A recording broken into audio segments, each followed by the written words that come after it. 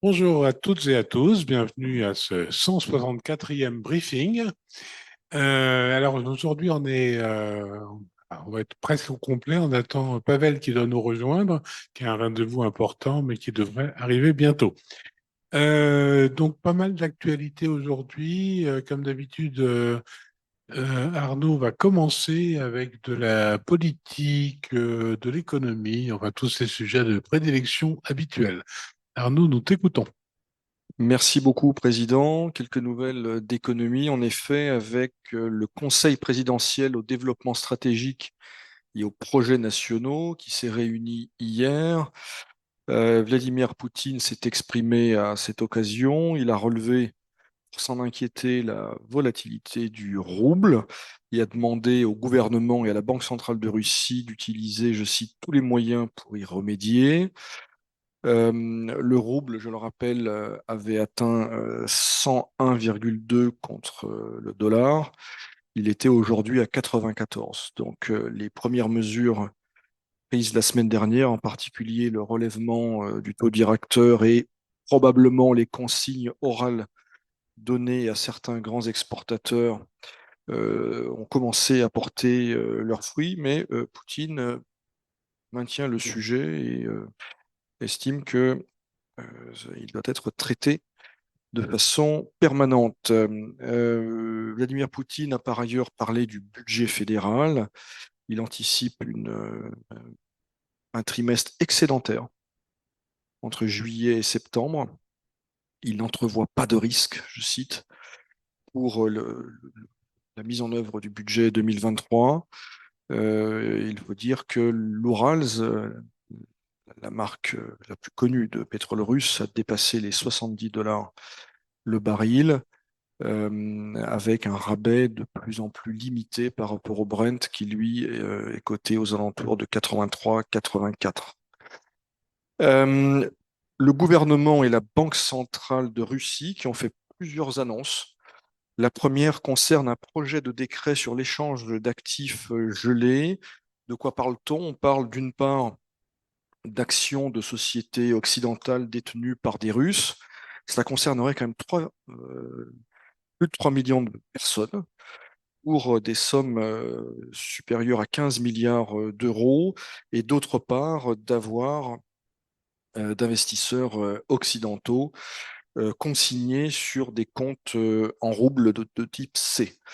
Alors, il s'agit d'un dossier compliqué, de l'aveu même de la Banque centrale et du gouvernement. Euh, euh, il y a un blocage réciproque depuis que le NRD, c'est un peu l'équivalent d'Euroclear, est sous sanction européenne. Donc, une volonté, on verra si elle aboutit, c'est un premier signal. Il y en a un deuxième qui a été officialisé aujourd'hui et qui concerne l'assouplissement du versement des dividendes pour les non-résidents issus de pays dits inamicaux en Russie. Alors, il y a encore des restrictions, hein, puisque le versement, plus précisément le montant, ne doit pas dépasser celui des investissements réalisés à compter d'avril 2023. En d'autres termes, cela ne concerne que les entités qui continuent à investir en Russie. Mais il y a là deux signaux intéressants qui indiquent que les autorités russes cherchent à faire bouger les lignes sur ces dossiers d'actifs gelés et de dividendes. Une dernière nouvelle, ou en tout cas un dernier chiffre dans le domaine économique, celui de l'endettement des ménages russes qui a atteint un niveau record à 31 milliards, pardon, 31 000 milliards de roubles, en hausse de 17% par rapport à l'année dernière, et avec surtout une accélération depuis mars 2023 dans tous les segments, crédit à la consommation, crédit automobile, crédit immobilier. On sait que cette tendance inquiète la Banque centrale de Russie.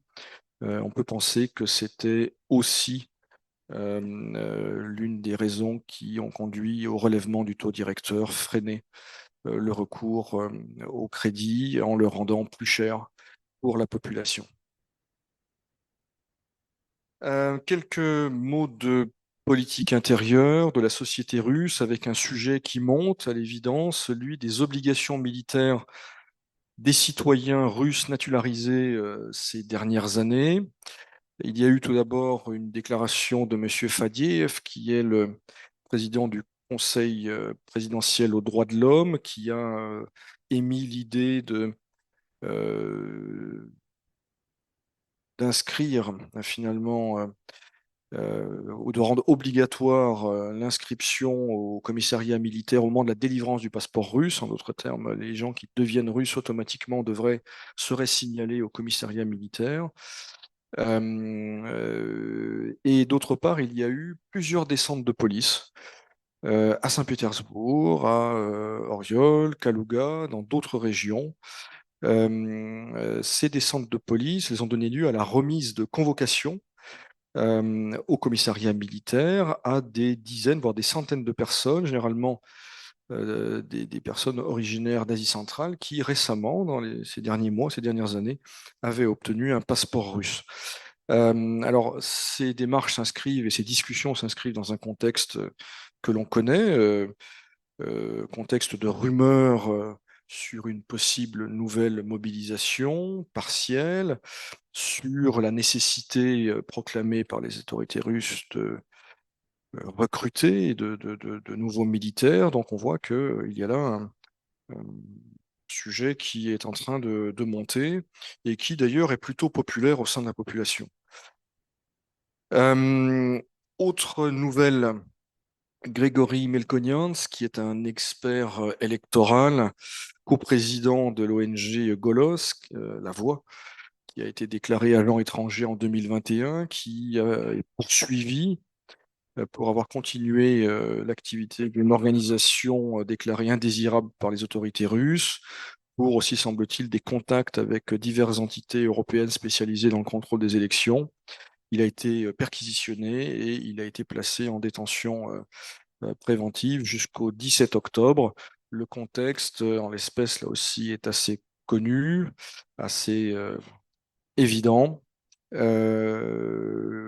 Des élections présidentielles qui approchent et, de façon générale, une répression accrue contre les structures qui s'intéressent à l'organisation des élections en Russie. Un sondage qui attire notre attention, réalisé par Russian Fields sur les personnalités du passé les plus populaires auprès des Russes. Le trio de tête, ou le tiercé, est composé de Pierre le Grand, Catherine II et Staline, qui recueillent respectivement 82%, 71% et 65% d'opinions positives. Enfin, Vladimir Poutine, qui a reçu hier messieurs Pasechnik et Balitsky, qui sont respectivement les dirigeants nommés des régions de Lugansk et de Zaporogie. Aujourd'hui, c'est au tour des dirigeants des régions de Kherson et de Donetsk. Voilà, le président russe reçoit les dirigeants nommés des territoires annexés l'année dernière. Monsieur Balitsky a fait une déclaration un peu surprenante, en tout cas qui intrigue. Il a déclaré que on n'avait encore rien vu, en d'autres termes, on allait voir ce qu'on allait voir à partir de l'automne. En tout cas, c'est ce qu'il retirait de son entretien avec le président russe.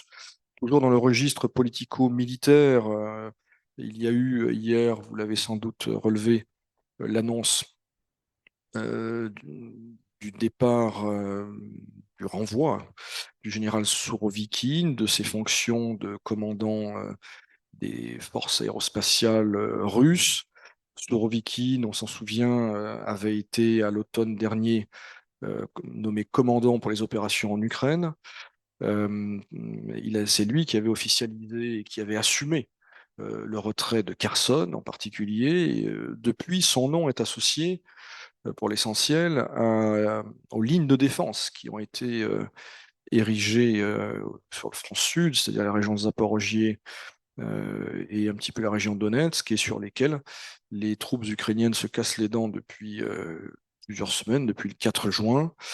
On était sans nouvelles de lui depuis le 24 juin, c'est-à-dire depuis la tentative de coup de force ou la mutinerie, on peut l'appeler de façon différente, de Prigojine et des Wagner, dont il était proche, hein, pour la simple raison que c'est lui qui assurait la liaison entre le ministère de la Défense et la compagnie militaire privée Wagner.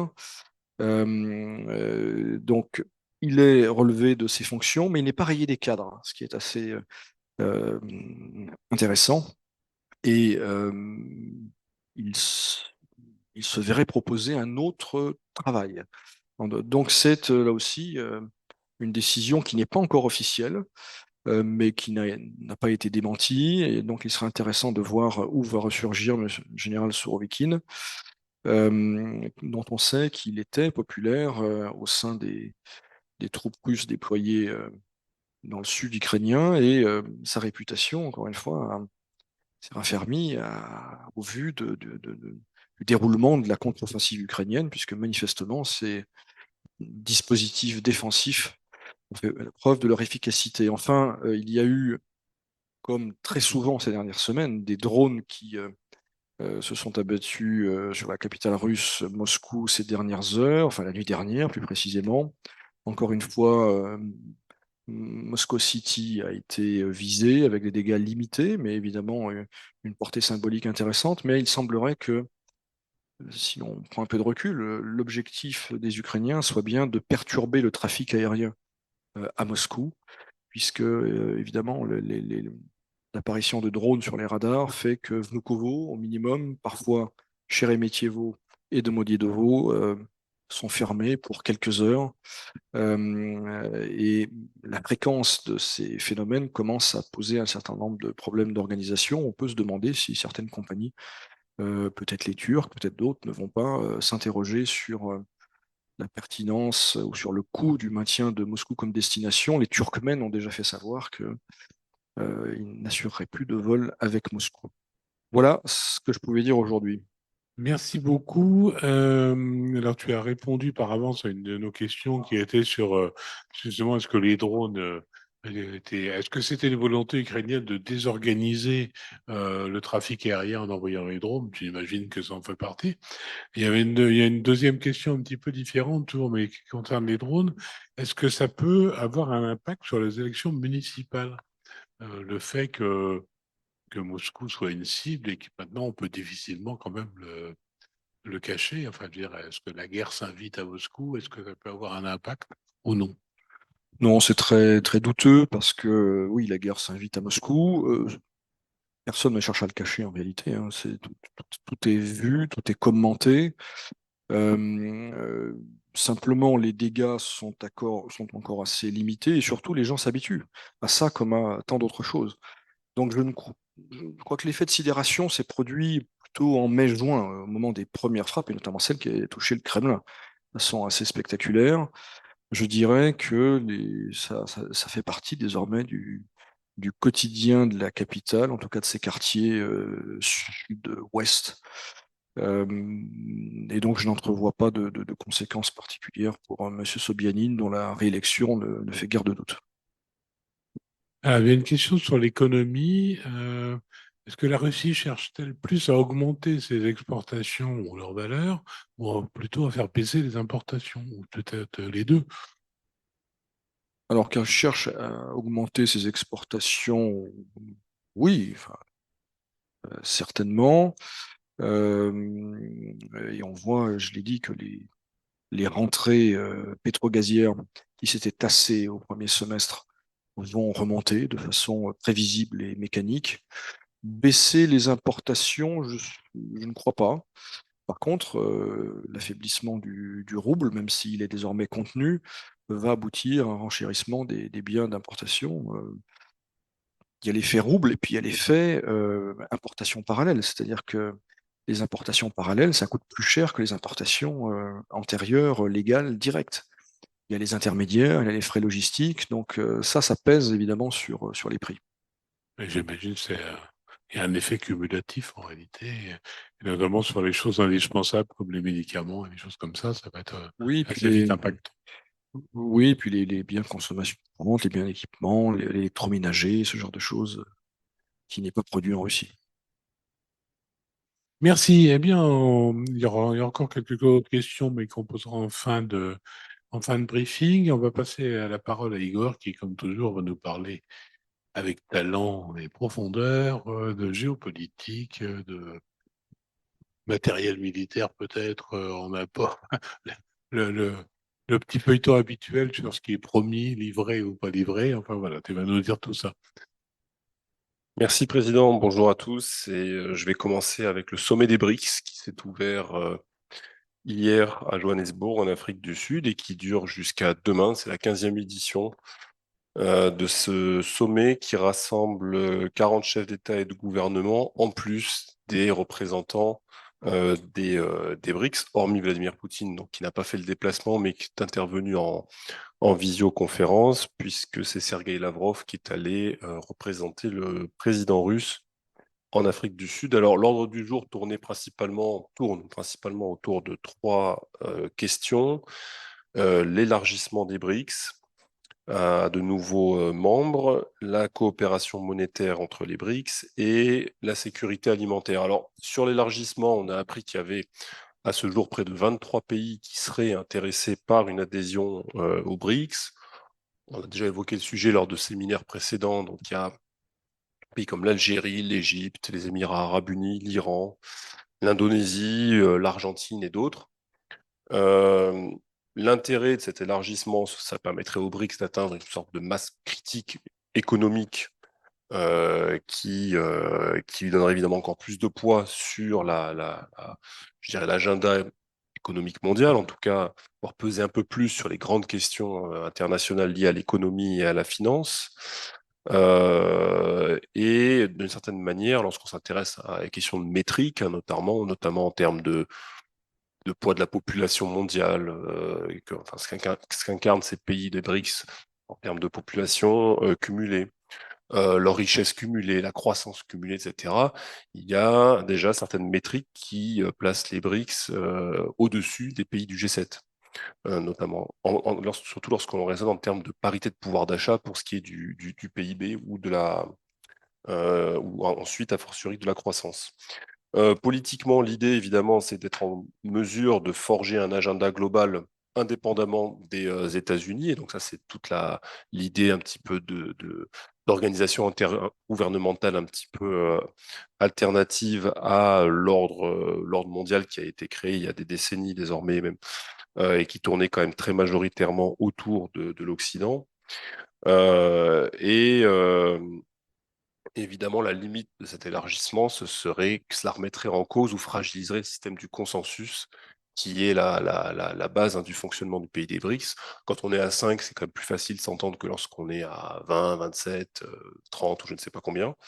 Donc ça, évidemment, ça pose quand même un certain nombre de questions. Alors, il y a différentes positions au sein des BRICS sur cette question de l'élargissement. La Russie est plutôt favorable, la Chine aussi. En revanche, on sait que le Brésil et l'Inde sont plus réservés sur l'agenda d'élargissement, chacun pour ses propres raisons. En tout cas, le Brésil, on sait que c'est le seul pays d'Amérique à être membre de cette organisation. Si on admet l'Argentine, le Mexique ou d'autres pays, évidemment, ça va remettre en question cette position de prestige.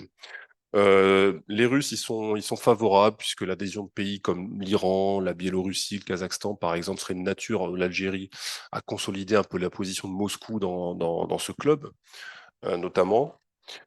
Pour ce qui est de la coopération monétaire, alors les discussions tournent principalement sur l'idée de dédollarisation. Bon, c'est très vaste, hein, comme sujet, mais dans la dédollarisation, il y a quand même une piste qui est considérée assez sérieusement, qui est celle de la création d'une unité de compte commune, et non pas d'une devise commune, mais une unité de compte commune qui permettrait de commercer et de s'affranchir un peu plus du dollar. Alors, de commercer en devise nationale, hein, les roupies, le yuan, etc., mais en indexant finalement les prix sur cette unité de compte commune quelque part. Et donc de s'affranchir du dollar, puisque la création d'une monnaie commune, c'est quand même très compliqué. Les protagonistes eux-mêmes expliquent que c'est finalement un objectif un peu de long terme, une sorte d'horizon qu'on se donne, puisque qui dit monnaie commune dit banque centrale, etc. Alors ça devient tout de suite quand même très compliqué. Et enfin, la sécurité alimentaire, Bon, ça, c'est un sujet qui a été propulsé en haut de l'agenda, évidemment, par le conflit en Ukraine, par tout ce qui se passe en mer Noire, par l'effondrement du deal céréalier le mois dernier. À cet égard, Vladimir Poutine, dans son allocution en visioconférence, a évoqué cette question du deal céréalier, expliqué que la Russie était prête à y revenir, mais une fois de plus, si les conditions qu'elle avait posées étaient satisfaites, et on sait qu'il y a des discussions en coulisses avec plusieurs intermédiaires, la Turquie, je vais y revenir, mais le Qatar aussi, qui s'active plus discrètement que la Turquie, pour essayer de parvenir à trouver quelque chose pour remplacer ce deal céréalier par un autre système qui permettrait de garantir ou de sécuriser un certain nombre d'approvisionnements. Alors justement, la Turquie, j'en avais parlé la semaine dernière, il y a une quinzaine de jours, les rumeurs persistantes de rencontres entre Vladimir Poutine et M. Erdogan qui se poursuivent, ces rumeurs, mais qui semblent quand même se préciser. Alors jusqu'à récemment, elles continuent d'émaner d'ailleurs essentiellement des médias turcs, qui prétendent citer des sources officielles qui annoncent une rencontre imminente entre les deux chefs d'État. Jusqu'à récemment, cette rencontre était censée avoir lieu au mois d'août, bon, on est quand même déjà le 23, et en Turquie. Et dernièrement, c'est le journal Yeni Şafak, qui est un des principaux quotidiens turcs, qui annonce cette rencontre aura lieu en Russie en septembre. Le journal turc s'appuie sur des sources officielles turques. Et d'ici cette rencontre, c'est M. Hakan Fidan, ancien patron des services de renseignement turcs et depuis le mois de mai, ministre des Affaires étrangères de Turquie, qui devrait se rendre en Russie donc ces prochains jours pour préparer cette rencontre officielle entre les deux chefs d'État. Alors, il y a quand même un problème, c'est que le mois de septembre est très chargé. Il y a, bon, là, on en a parlé des élections en Russie du 8 au 10. Bon, a priori, ça n'interdit pas que les deux hommes se rencontrent, mais quand même. Et puis, il y a le forum oriental, le forum économique de Vladivostok aussi, auquel Vladimir Poutine prendra part. Donc, quand même, un mois assez chargé. Des discussions qui devraient tourner autour des questions de relations bilatérales, de la guerre en Ukraine et de l'accord céréalier, puisque M. Erdogan fait quand même déploie encore beaucoup d'énergie pour essayer de raviver, de remettre en place cet accord céréalier. Alors pour lui, il y a quand même un enjeu au-delà j'avais déjà parlé de l'aspect de prestige, d'être un des rares, les seuls en réalité chefs d'État à avoir été capable de faire signer un accord par les deux belligérants. Il y a aussi un enjeu, une sorte de compétition un petit peu cachée avec d'autres médiateurs. J'ai parlé du Qatar, mais il y a aussi l'Arabie Saoudite, qui tentent chacun à leur façon de trouver des moyens de remettre sur la table cet accord céréalier. Et évidemment, si au final c'est le Qatar qui arrive ou l'Arabie Saoudite, eh bien, il y aura évidemment une sorte de préjudice réputationnel pour M. Erdogan. Dernier point, c'est celui qui porte sur la question de l'aide militaire à l'Ukraine, avec spécifiquement un focus sur les F-16, puisque M. Zelensky a réalisé une tournée en Europe ces derniers jours, qu'il a mené notamment aux Pays-Bas, où il s'est rendu sur une base aérienne. Et au cours de cette tournée, de cette étape aux Pays-Bas, eh bien, il lui a été promis un lot d'une quarantaine de F-16 qui seraient prélevés sur le parc danois et le parc hollandais. Manifestement, la Suède pourrait aussi mettre dans le panier quelques Gripen, mais on ne sait pas encore de combien d'unités on parle.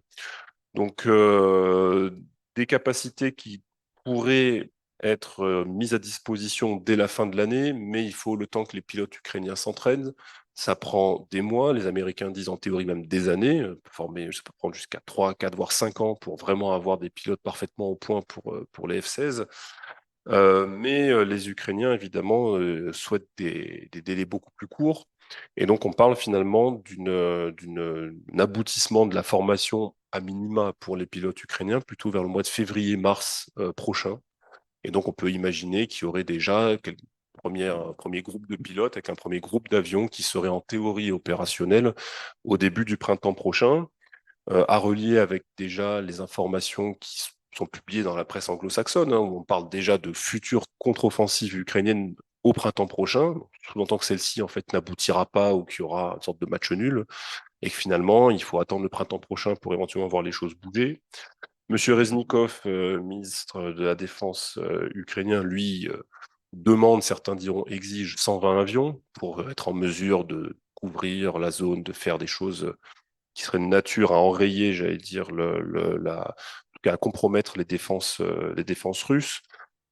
Bon, ça rappelle un petit peu ce qu'on entendait il y a bientôt un an autour des tanks, hein, où à l'époque, M. Zaloujny avait expliqué qu'il fallait 300 blindés, 400 pièces d'artillerie, etc., pour être en mesure d'aller jusqu'à la mer d'Azov. Bon, là, aujourd'hui, c'est je dirais le même discours sur les avions. M. Reznikov, d'ailleurs, qui, entre parenthèses, est donné partant, hein, de son poste. Alors, il est donné partant depuis pas mal de temps, mais là, il y a des rumeurs assez persistantes qu'il serait probablement, il devrait quitter le ministère de la Défense pour soit prendre une ambassade, soit être recasé probablement dans une ambassade.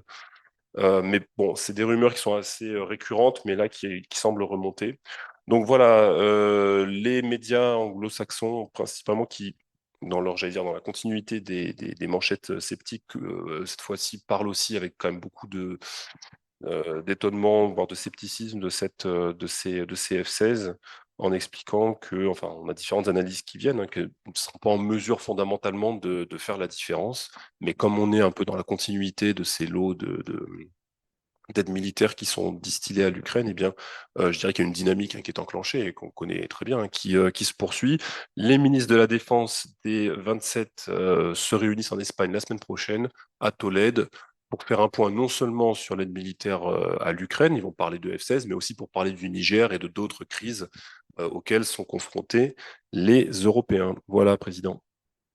Bien, ben, pas mal de choses. Alors, sur les BRICS, on avait pas mal de questions, mais tu as déjà répondu en grande partie. J'ai l'impression que justement, les BRICS s'inspirent un peu de la construction européenne, en sens que, effectivement, l'élargissement qu'on a vu peut poser un certain nombre de problèmes de fonctionnement. La monnaie commune, ce serait un peu l'écu, finalement, qui a précédé l'euro, donc qui n'est pas vraiment une monnaie, mais comment, un étalon. Peut-être un serpent monétaire pour revenir à la grande époque du serpent monétaire européen. Ah, voilà, il y a pas mal de choses donc, qui sont possibles. On nous demande est-ce qu'une monnaie unique serait favorable au rouble? Mais je pense que ça, vous avez évoqué ça. Alors, une question plus internationale, Medvedev a-t-il réellement dit que la Russie pourrait annexer l'Ossétie du Sud et l'Abkhazie? Ou est-ce qu'on Oui, prête qu'aux riches? pourrait, il l'a dit, il dit beaucoup de choses accessoirement, hein. Donc, oui, ça fait partie de ces saillies verbales euh, auxquelles je pense qu'il faut quand même prêter attention, parce que ne peut pas dire que ça va se produire demain ou après-demain, mais ça révèle un état d'esprit, ça révèle de nouvelles lignes rouges ou voilà, de nouveaux centres d'intérêt. Donc, bon, à ce stade, ça n'a peu d'intérêt pour la Russie. La Russie, je le rappelle, a reconnu, à la surprise générale, l'indépendance de l'Ossétie du Sud et de l'Abkhazie en août ou début septembre 2008, c'est-à-dire après le conflit avec la Géorgie. Les annexer formellement, alors même qu'elles les contrôlent très directement, présente peu d'intérêt, mais ça fait partie de ces eaux informationnelles jetées en pâture publique occidentale par M. Medvedev. Oui, tout à fait. D'ailleurs, remarquez que ça fait bien longtemps que la Russie a fait une opération de distribution de passeports russes dans ces régions, et donc ils sont pratiquement de fait, non pas annexés, mais proches en tout cas. Et rappelons que ces deux entités qui avaient des statuts d'autonomie au sein de la Géorgie soviétique échappent au contrôle de Tbilissi depuis 91 et 93-94. Voilà, bon, les autres, on a pratiquement répondu à tout. Alors, une question intéressante parce que on sent qu'il y a une petite compétition entre la Russie et l'Inde dans le domaine spatial, et notamment sur les projets lunaires qui ont connu un destin un peu court côté russe, et on ne sait pas encore pour le côté indien, où ça a marché, le côté indien, absolument. Et là, justement, est-ce que c'est une petite pique, parce que le Premier ministre indien prône un consortium de recherche spatiale des BRICS. Donc, on imagine qu'ils veulent peut-être en prendre la tête avec la dédollarisation et la dénasaïsation de cette organisation. Qu'est-ce que vous en pensez? Bah, disons qu'il y a plusieurs choses. Déjà, ça va dans le sens général est très important, surtout pour les Russes, j'allais dire, de perte de monopole de l'Occident sur les grandes tendances des affaires du monde, dont le spatial et j'allais dire voilà, la très haute technologie font partie. Pour les Russes, les BRICS, c'est aussi l'incarnation du monde multipolaire, etc. Et dans ce monde multipolaire, il y a plusieurs facettes et il y a les technologies et le spatial. Et sur le spatial, quand on regarde les BRICS, il y a quand même des puissances spatiales. Bon, la Chine et la Russie n'ont des moindres dedans, qui savent faire des choses. L'Inde, maintenant, qui, pas plus tard que tout à l'heure, a posé son module sur la Lune. Je crois que c'est le quatrième pays à avoir réalisé c'est un alunissage, je crois que c'est comme ça qu'on dit dans l'histoire. Donc, il y a quand même voilà, des convergences. C'est un enjeu de puissance et de prestige d'être capable de faire ce genre de choses. Et ça rejoint une proposition faite par la Russie il y a, je crois, quelques semaines ou quelques mois de construire une nouvelle station spatiale non occidentale, c'est-à-dire avec voilà, les Chinois, avec les Indiens et puis deux autres pays, peut-être les Iraniens, je ne sais pas qui vont mettre, non, qui vont s'y mettre, qui participeront d'une manière ou d'une autre. Donc ça va un peu dans le même sens, tout ça. Maintenant, une fois de plus, c'est des projets qui coûtent horriblement cher, avec des succès pas garantis. Les Russes en savent quelque chose depuis récemment, enfin, un peu plus fortiori depuis ce qui s'est passé, et qui coûtent donc oui, beaucoup d'argent et qui sont des projets de très long terme. Donc, une fois de plus, on s'inscrit sur une temporalité assez longue. Et donc, une fois de plus, je suis pas surpris. Pour revenir sur la comparaison que tu faisais avec l'Union européenne, je dirais oui, sur la monnaie, il s'inspire dans le sens de peut-être de ce qu'il faut faire ou pas faire, enfin après avoir en fonction de la façon dont ils jugent les succès ou ce qui peut être considéré par des succès par les Européens. Mais ça s'arrête là parce que chez les BRICS, il n'y a pas de notion de délégation de souveraineté. Et ça risque pas d'arriver parce que c'est des pays qui sont au contraire très soucieux et très jaloux de leur souveraineté et qui ne sont pas prêts, à mon avis, à la déléguer. Et ça rejoint la problématique de la monnaie, et notamment de la monnaie unique aussi, que tu soulevais, puisque le rouble, est-ce que non, les Russes veulent conserver, surtout on le voit encore plus aujourd'hui, tous les leviers sur la maîtrise de leur monnaie. De toute façon, la comparaison, c'est assez limite géographique immédiate, vu l'éloignement colossal des BRICS, on n'est pas du tout dans le modèle européen où on est dans une assemblée de voisins. Donc, c'est effectivement pas pareil. Alors, on a un auditeur qui nous félicite pour notre exposé, merci. Il nous demande, alors, c'est une question qui revient souvent, je ne sais pas si vous voulez l'aborder, si vous pouvez le faire. Quel est le type d'aide en ce qui concerne la cession des F-16 à l'Ukraine? Est-ce un don, un prêt avec un retour possible, ou type Lend-Lease, prêt-bail pour l'Ukraine, avec paiement retour à la clé? Et en général, comment se découpe l'aide à l'Ukraine? Est-ce que ce sont des dons, des prêts, Lend-Lease, prêt-bail? Enfin, c'est vrai qu'on se pose la question un peu depuis le début de tout ça. Euh, Est-ce que déjà on le sait? Et est-ce qu'on sait comment est-ce que ça fonctionne, justement, cette aide dans son sens global à l'Ukraine? Est-ce que c'est donné? Est-ce que c'est vendu? Est-ce que c'est prêté? Est-ce que vous le savez, ça? Alors, c'est vrai que c'est une question récurrente et donc là, je vais refaire le petit topo. Alors, il y a pour cette question des F-16 plus principalement, je crois qu'on est un peu évidemment dans l'expérimental, puisque c'est la première fois que ce genre de mécanisme va être tenté. Je vous parlais de la réunion des 27 ministres de la Défense à Tolède la semaine prochaine. Ils vont notamment discuter des mécanismes, alors ce qui s'appelait mécanisme de compensation, c'est comme ça que c'est présenté, pour le Danemark et les Pays-Bas.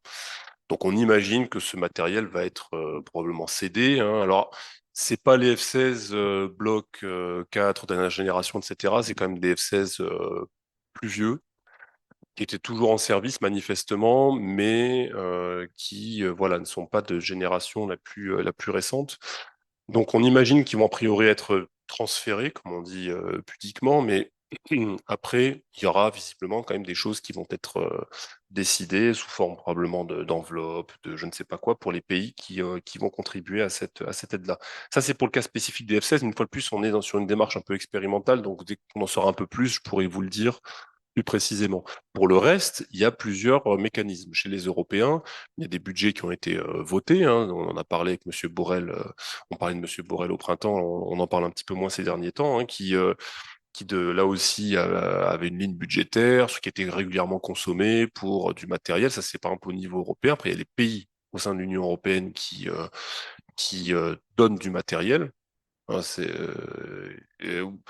et aux États-Unis, là aussi, il y a une ligne budgétaire dont j'ai parlé la semaine dernière qui s'épuise, qui a encore en gros 6 milliards aujourd'hui de dollars, mais M. Biden a déjà demandé une rallonge de pratiquement 24 milliards pour être en mesure de continuer à alimenter cette aide militaire à l'Ukraine. Et concrètement, ça se traduit soit par, donc en vertu de cette ligne budgétaire qui est régulièrement consommée, du matériel qui est commandé auprès des armuriers américains, par exemple, ou du matériel qui est puisé directement dans les stocks de l'armée américaine sur une décision exécutive du président américain. Et donc là, toujours, c'est du matériel qui en général est stocké ou qui est remisé, en tout cas qui est plus forcément utilisé, je dirais activement par l'armée, et donc qui est entre guillemets déstocké sur le champ de bataille ukrainien. Voilà, il y a plusieurs, et évidemment à côté de ça, il y a des prêts de long terme. Je crois même qu'il y a des systèmes de bourse. Enfin, il y a plein de choses en réalité qui sont plein de mécanismes qui sont trouvés, mais avec évidemment l'idée que ces prêts, si tant est qu'ils soient remboursés un jour, ce sera sur plusieurs décennies, hein, 40 ans, 50 ans. Enfin, c'est très très long. Et effectivement, et donc du lend-lease. Voilà, donc en fait, il y a un patchwork de mécanismes, mais une fois de plus, quand même dans un cas de figure d'une crise qui est quand même assez extraordinaire sur le mode de fonctionnement de cette aide, cette assistance militaire, ce qui fait qu'il y a une diversité de mécanismes et de systèmes pour envoyer du matériel, de l'argent et autre chose en Ukraine. Merci de ce point qui, bon, j'espère, aura euh, répondu aux attentes de notre auditeur. Alors, qu'est-ce qu'on a? Oui, ça, on vient de répondre à ça, d'accord. Bien, ben, on va finir notre briefing là-dessus. Alors, on a eu des questions par mail, notamment concernant la fameuse décision de transfert de fonds sans frais de 30 millions d'euros de compte à compte et choses comme ça. Alors, on répondra plus en profondeur la semaine prochaine. Pavel devait le faire, mais n'a pas pu arriver à temps. Ce qu'il faut tout de même savoir, la chose importante, c'est la temporalité, puisque la décision a été signée le 4 août et elle entrera en fonction à partir de, enfin, 9 mois plus tard. Donc, on a le temps de voir venir et de comprendre les tenants et aboutissants et les détails de toutes ces choses-là. Mais bon, c'est une décision importante. On a déjà des éléments sur quel type de compte ça concerne et lesquels ça ne concerne pas. Donc, on vous tiendra au courant là-dessus. On se retrouve mercredi prochain pour le dernier briefing du mois d'août dans le format actuel et on vous dira à ce moment-là pour la rentrée de septembre dans quel format nous allons continuer ces briefings. Est-ce qu'on continue sur un briefing hebdomadaire ou est-ce qu'on reprend un rythme de 2 fois par semaine? Vous pouvez d'ailleurs vous nous donner votre avis par mail ou par les différents moyens qui sont à votre disposition pour nous contacter. Ça nous intéressera de savoir quel format vous convient le mieux et ce que vous souhaitez ou si vous avez des idées d'amélioration. On est toujours à l'écoute de ce point de vue-là. Voilà, comme toujours, la CCA France Russie se tient à vos côtés. Tenez bon.